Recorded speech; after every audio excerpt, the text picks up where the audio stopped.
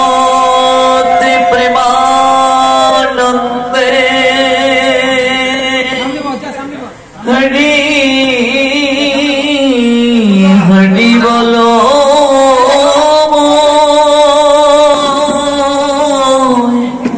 श्री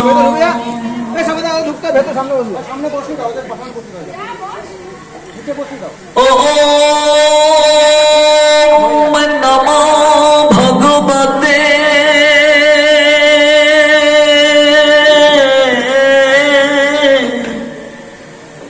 वासुदेवाय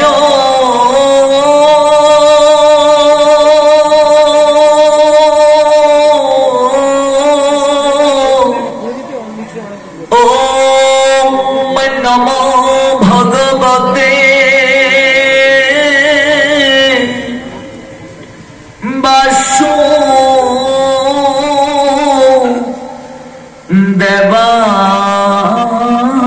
वासुदेवाय ओम नमो भगवते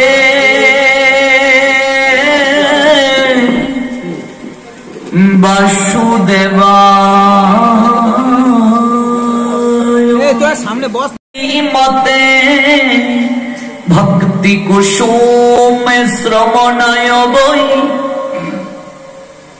विष्णुपदाय देवाय कृपा वेदये नमो नमः श्री गौरी करुणा मुदिति कृपा पूर्ण कलेवर श्री भक्ति कुसुमांग वंदे राधा कुंज निवासिन नमोऽमि विष्णुपदाय कृष्ण प्रेष्ठाय भूतले श्रीमते कमललोचन वल्लभी वल्लभांगे देव श्री राधा लिंगिर परमात्मतो क्लेशनाशय श्री गोविंदाय नमो नमः तपित कंचन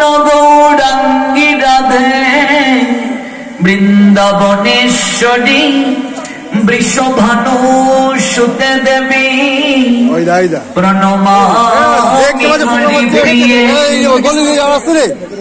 দেখতে পাচ্ছ তুমি না? মহাপ্রসাদে জননী সর্ব সৌভাগ্যবর্ধিনী আদি ব্যাধি হরা নিত্য তুলসী তন্নমস্তুতে শ্রীরূপী শ্রী সনাতন ভট্ট রঘুনাথ শ্রীজীবী গোপাল ভট্ট যাহা হতে বিঘ্ন অভীষ্ট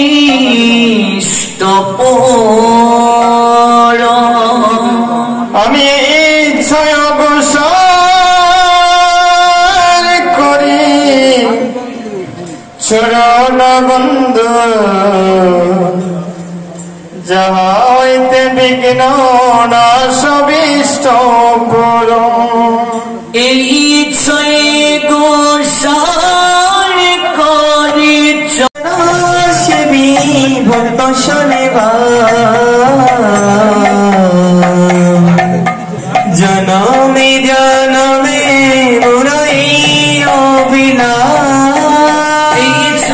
গোসাই প্রভু মোরে কর দয়া চরণে শরণ নিলাম দাও পদ ছায়া গোসাই প্রভু মোরে কর দয়া চরণে শরণ নিলাম দাও পদ ছায়া গোসাই যাবে ব্রজে কৈলাবাস রাধা কৃষ্ণের নিত্য লীলা গোসাই যাবে ব্রজে কৈলাবাস রাধা কৃষ্ণের নিত্য লীলা করিলা প্রকাশ নইলে কে বা জানে তো সরজনী আবুল তাবুল পচালো পারিতে পারো তাহার ভিতরে কখনো কি গোবিন্দ বলিতে নারো।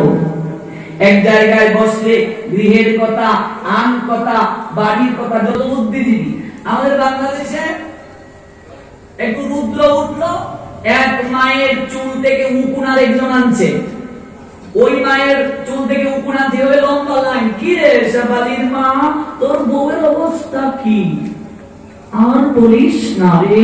এই চললো মহাভারত। মহাভারত আর শেষ হলো না। এক জায়গায় বসলে আন কথা, গৃহের কথা, বাড়ির কথা, শাস্ত্রকার বললেন এত কথা বলতে পারো, তার মাঝে একটি বারো কি কৃষ্ণ কথা বলতে পারো না? আবার নিজেকে মানুষ বলে দাবি করছো। তোমাকে মুখ দিয়েছি, আর কাউকে তো এত সুন্দর করে প্রকাশ করার শক্তি দেইনি। তোমাকে দিয়েছি, তুমি তার কি কার্যকারিতা করছো? তোমাকে হাত দিয়েছি, কেন হাত দিয়েছি তোমায়? আরেকটা লোককে হাত দেইনি, তোমাকে দিয়েছি, কারণ কি? আরেকটা লোক প্যারালাইজ হয়ে বিছানায় পড়ে আছে, আরেকটা লোক জন্ম থেকেই পা নাই, তোমাকে দিয়েছি, কারণটা কি? কেউ সোনার চামচ নিয়ে জন্ম নিল, কেউ কাঙ্গালের করে জন্ম নিল, তাহলে তোমাকে ধন দিয়েছি, কারণ কি? অনুসন্ধান করে, এজন্যই তুমি মানুষ। তোমার চোখ দুটি সচল, আরেকজনের চোখ অন্ধ, কারণটা কি? এগুলো জানার চেষ্টার জন্য হুঁশ দিয়েছি তোমাকে। হাত দিয়েছেন, দশে পাঁচে মিলে সবে দাঁড়িতে বসিয়া কীর্তন করো সবে। হাতে তালি দিয়া, হাতে তালি দিয়ে কীর্তন করে হাতের রেখা পর্যন্ত পরিবর্তন হয়। মুন্ডক উপনিষদ বললেন যেমনটা একটা বৃক্ষ, দেখো বৃক্ষে অসংখ্য পাপ পাখি বসে আছে। আপনি গাছের ডালে পাখি বসা, নিচে গিয়ে তালি দিচ্ছেন, তালির যদি আওয়াজটা জোরালো না হয় পাখিগুলো কি উড়ে যাবে গো মা? শব্দ শুনলে উড়ে যাবে। দেখো বৃক্ষে অসংখ্য পাপ পাখি আছে, যত তালি দেবে কীর্তনে পাপ পাখিগুলো উড়ে চলে যাবে। মহাপ্রভু জানালেন সারাদিন সময় পেলে না, চাকরি ব্যবসা সকল কাজে ব্যস্ত, অন্তত সন্ধ্যা বেলায় বসো গড়ের সবাইকে নিয়ে মৃদঙ্গ পাও নাই, প্রয়োজন নেই, করতাল পাওনি, তাও লাগবে না, কাশি নেই, তাও দরকার নেই, হাত তো দিয়েছি তোমায়, দশে পাঁচে মিলে সবে দাঁড়েতে বসিয়া কীর্তন করো সবে হাতে তালি দিয়া। আর আমাদের পশ্চিমবঙ্গের এবং বাংলাদেশের অবস্থা কি? দশে পাঁচে মিলে সবে সন্ধ্যাতে বসিয়া সিরিয়াল দেখো সবে দরজা লাগাইয়া। সন্ধ্যা বেলায় রচনার দিদি নাম্বার 1 এর কারিশমা থেকে শুরু হলো, যেখানে সেজুতি জ্বালার কথা প্রত্যেকটা ঘরে ঘরে, সন্ধ্যার প্রদীপ জ্বালার কথা। তোমরা তো জানো না এই আমাদের বাংলাদেশের অবস্থা। এই বাংলাদেশের সিরিয়াল দেখা না দেখা নিয়ে ডিভোর্স পর্যন্ত হয়ে যায়, জানো না তো?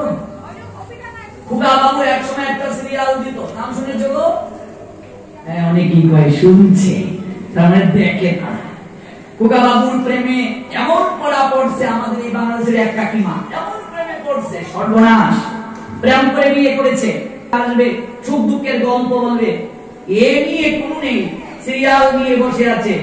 এবার সেই বড় অফিসের কাকা বাবু চাকরিওয়ালা লোক বিশের লোককে কল দিয়েছে, ভাই রে তুই একটু পারবি আমার বাসায় আসতি? ও দাদা, এখন তো রাত 11টা বাজে, এত রাতে কেন ডাকছো?